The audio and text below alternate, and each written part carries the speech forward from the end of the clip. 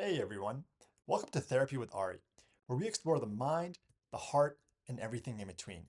I'm your host Ari, and today we're jumping into the last episode of this three-part series on becoming your best self in your relationships. In parts 1 and 2 of the series, we looked at two important traits that can make a real difference in the way you show up for others in relationships, and make you more emotionally attractive in a genuine way. These two traits were openness and positivity. If you haven't had a chance to watch those videos yet, I recommend starting there because each part builds on the last. I'll leave a link to those videos in the description to this video. In this final video though, we're looking at something that I call consideration, or simply caring. It might seem like an obvious part of any healthy relationship, but it's often the first thing to slip away when we're carrying old wounds or stuck in emotional games of tug of war with the people around us. So let's dive right in.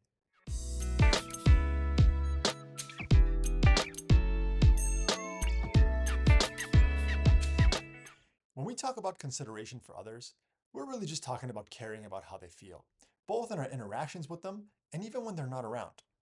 Being considerate shows someone that they matter to us, that we care about their well-being, and that we're willing to put time and effort in to make their happiness a priority. It might seem so obvious that it's barely worth mentioning, but I wanted to make sure that I spent some time outlining this trait because in my work as a therapist, I've noticed a real lack of consideration in our culture. It shows up everywhere, in dating, in friendships, even in casual day-to-day interactions. People just don't seem to care as much about each other's well-being anymore. And the emotional scars that are left in their hearts show up in my office on a regular basis, in subtle but important ways, in loneliness, in trust issues, and in a deep sense that we're all just a little more alone than we used to be. Obviously, it's not realistic or healthy to deeply care about the emotions of every person you encounter. Trying to do so would probably be completely overwhelming for most people. The reality is that we all have a limited emotional bandwidth, and sometimes we need to let others manage their own emotions. But at the very least, practicing consideration means showing everyone a basic amount of respect and not deliberately doing things that cause harm. But this episode is more than that. And my goal here is to urge you to go one level deeper with your consideration, at least when it comes to the people who are really important in your life. Let's use dating as an example. With the advent of dating apps, people have a wider access to potential partners than ever before. And yet, instead of creating more genuine connection, this abundance has often led to a throwaway culture where inconsiderate behavior has almost become the norm. It's become common for people, for example, to ghost one another without explanation, to date multiple people at once without honesty or clarity, or to treat others as if they're dispensable or easily replaceable. And while these actions might feel convenient in the moment, they can leave real emotional scars, wounds that get passed on in an endless chain of emotional pain that we all end up feeling on some level. And that's just the thing about developing an attitude of caring and consideration. Just as we discussed with openness in the first episode and positivity in episode 2, being considerate requires real effort and emotional energy. It is not always the convenient thing in the moment. It means having those difficult conversations, expressing your emotions honestly, or going out of your way to do something meaningful for somebody else. It requires you to look past the inconsiderate behaviors of others and not let their actions close you off, turn you negative, or harden you into defensiveness. See, I'm guessing that you're not here because you want to trick people into liking you or to play with their feelings or otherwise manipulate them for your own ends. If that is what you're after, this is the wrong channel for you. My guess is that you're here because you're looking for something real, your person, your best friend, or even the love of your life. If that's the case, then I want you to take just one moment right now to think about how this person feels about you. How do they treat you on a day-to-day basis? And what kind of things are they willing to do for you? Really imagine it. Are they open with you or are they closed off? Are they positive and happy around you or are they grumpy and constantly upset? Do they care about you or do they do things to hurt you on a regular basis?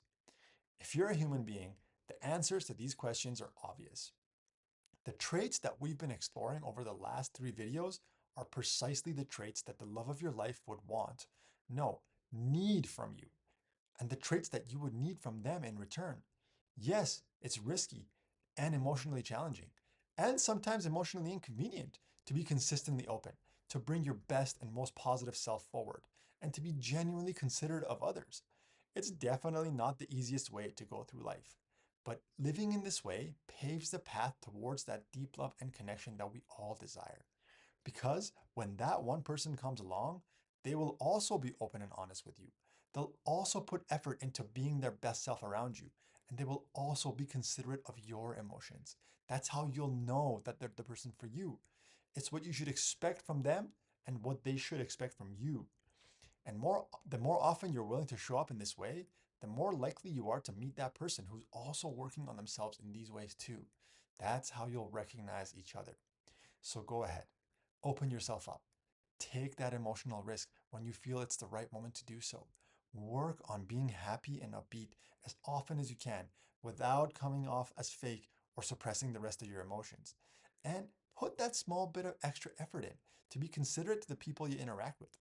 Truly, it's okay if you don't get the response that you expect. Because even though it might hurt in the moment, at least you know that this person is not the one for you if they can't reciprocate those kinds of traits. You also never know when that important person that you're looking for is standing right in front of you. It's often not where you expect it to be. And the more openness, positivity, and consideration you put out there, the more you increase your chances of getting it back in return. So, thank you so much, guys, for watching this 3-part series. I really hope that you've picked up a few valuable insights, not just about how to be a better partner and a friend, but also how to be a better version of yourself. More than anything, I hope that I've given you that small push to step outside of your comfort zone, to try something new, and move beyond the barriers that are keeping you stuck. If you enjoyed this series, I'd really love to see you as a part of the regular audience here. It means just as much to me when you like this video, subscribe to the channel, or leave a comment below with your thoughts and questions. I read them all, and they often inspire future videos. So if there's something you'd like me to talk about next, let me know down in the comments below, and I'll definitely do my best to make that happen. So thanks again, guys, and I'll see you in the next one.